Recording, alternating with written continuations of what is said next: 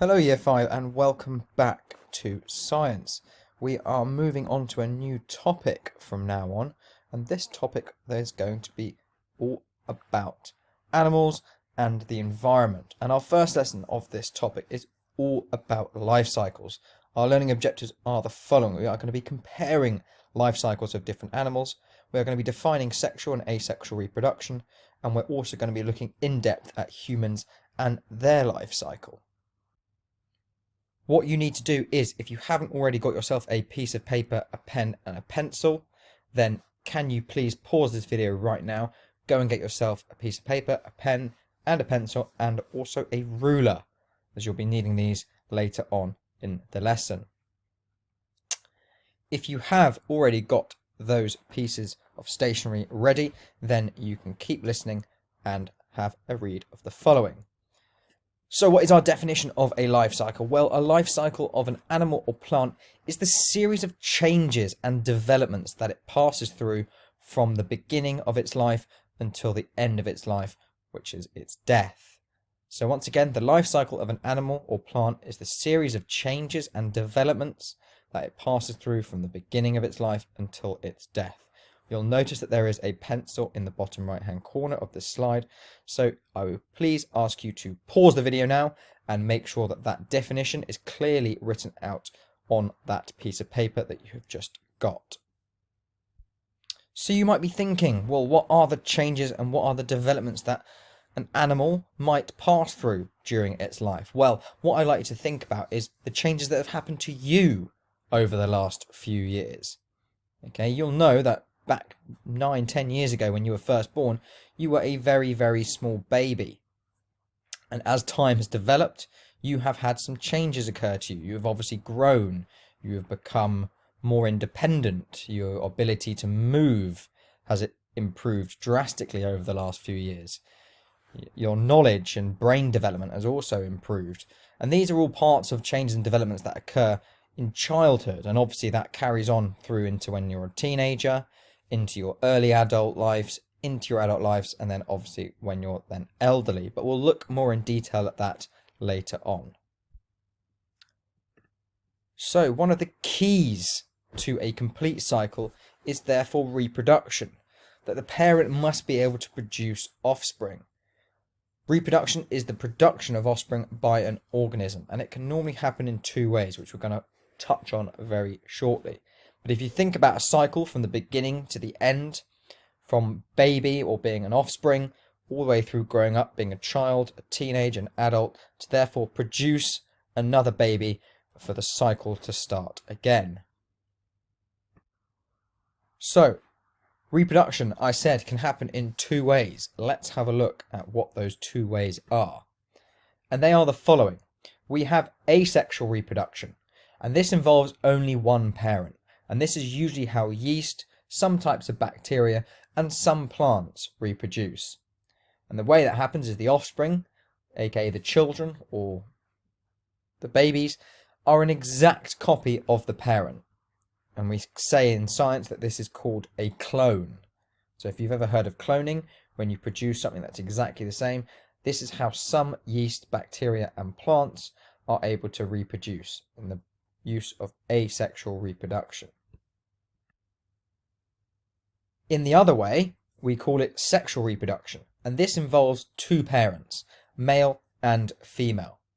The offspring that are created, so the children, are genetically different to their parents as they are a mixture of the genetic materials from each. So they take some of the genetic material from the mother and some from the father, and you have a mixture of both parents created in the offspring. Which is why, for instance, you might have the same colour eyes as your mother, but you might have, a nose that looks like your father's, because that is two different parents that have obviously mixed their genes, and you are unique in your own way. Now, you don't need to write down any of that information from those slides. You just need to remember that asexual reproduction is one parent, sexual reproduction is two parents.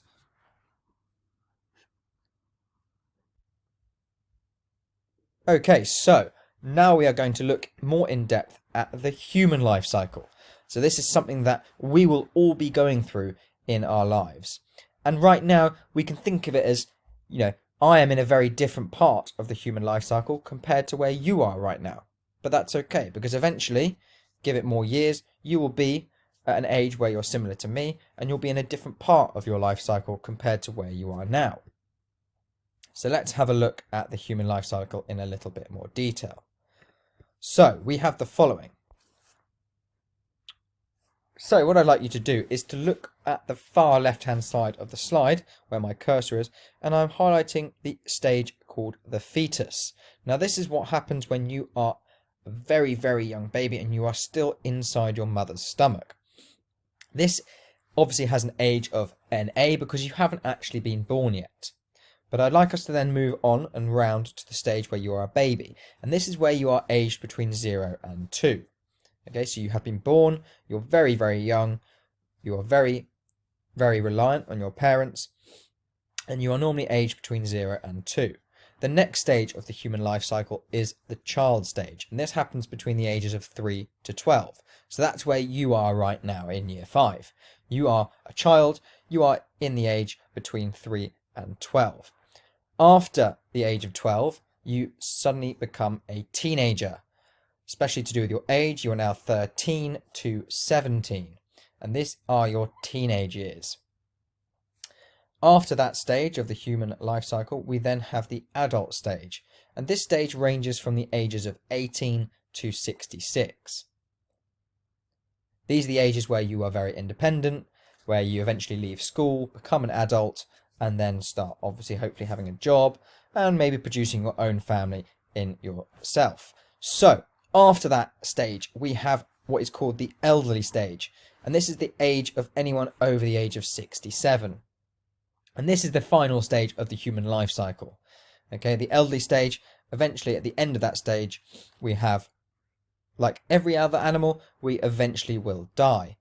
And then, if you carry the cycle round again, we will start back with the fetus.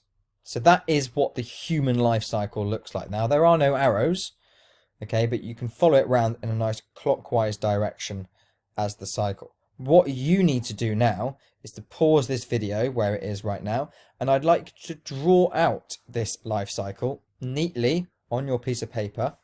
You can use, I'd say, half a page, make it nice and big, make it very clear, and make sure that you add all the information present as well. So you need to have written down, not only drawn the pictures, but you need to write down the stages and also the ages as well. And please also include the arrows.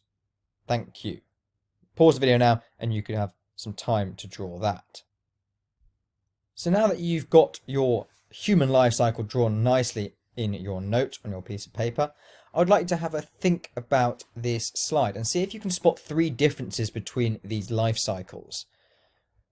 Now what I'd like you to do is write down those 3 differences that you can in your books, or on your piece of paper, sorry. And I'll give you some time to do that now. So you can pause the video and spot the 3 differences between these life cycles. Now that you've had a go at spotting these 3 differences, let's have a go at comparing some other life cycles of some different animals. So on the screen now you can see there is a variety of different animals. We have salmon, we have horses, we have chickens, we have spiders, and we have frogs. And there are also going to be some similarities and differences in these cycles. So let's just have a look at, for instance, salmon. We've got the eggs, they then change into the 11, then the fry, and then the adult. So there are 4 stages present in that life cycle. Similar with the horses, there are 4 stages. We have birth, we have the mother and foal, okay, we have a colt, and we have the adults. So this is how the development of a horse looks like. Differently, we now have the cycle of a chicken. We have the eggs, then the roosting stage, then we have the hatchling, okay, then we have a chick, and then straight to an adult. So slightly different to what might be with humans, where they obviously have, from child, we have teenagers before we go to adults. Okay, so that's one difference that you might have noticed. And then, for instance, if we have a look at the spider, very simple. We have the egg sac, we have eggs, we have spiderlings, and then spiders. Okay, so straight from children to adults again. Looking at the frog this time, we've got frog eggs. We then go to a tadpole with legs, a froglet, and then an adult frog. Okay, so again, some slightly different stages there. If you want to, you can write down the similarities and differences if you want in your notes. If not, if you've had to think about them, that is absolutely fine.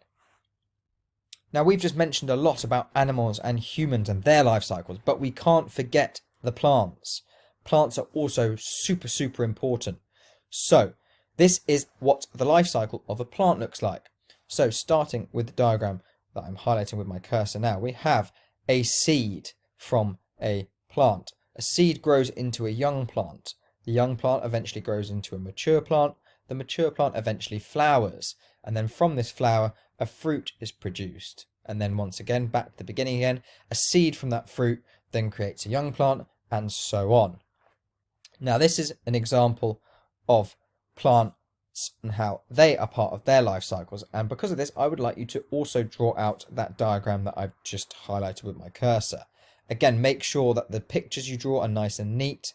Draw it in pencil, add the arrows, add the labels, and make sure it's nice and big so it's easy to see in your notes. I'll pause, or you can pause the video now to make sure that it stays on the screen for you.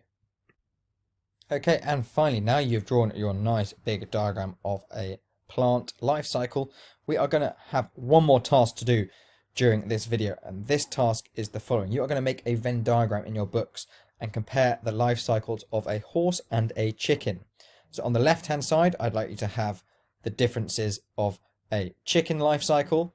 In the middle, you can have obviously the ones that are the same, and then on the right hand side, you'll have the difference of the horses.